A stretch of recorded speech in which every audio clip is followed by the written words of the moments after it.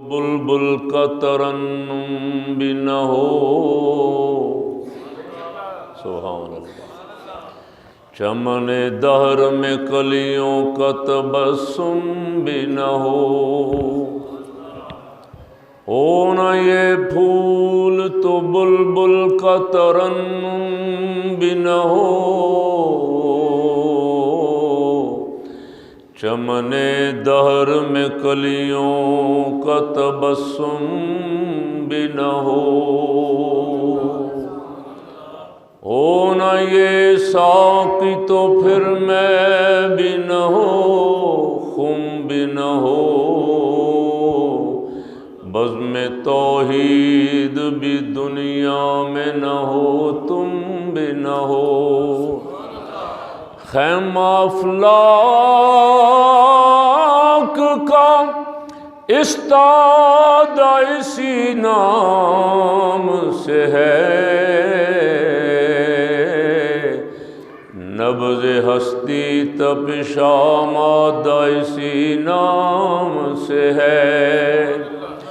چشم افلاک یہ نظارہ ابد تک دیکھے، رفعت شان رفعنا لک ذکرک دیکھے،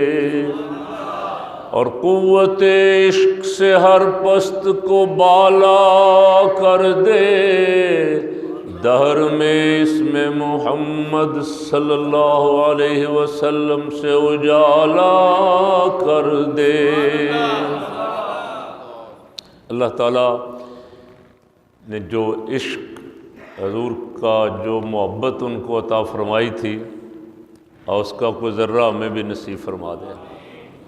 انہوں نے سارا کلام حضور کی محبت اور عشق کے گرد ہی گھومتا ہے۔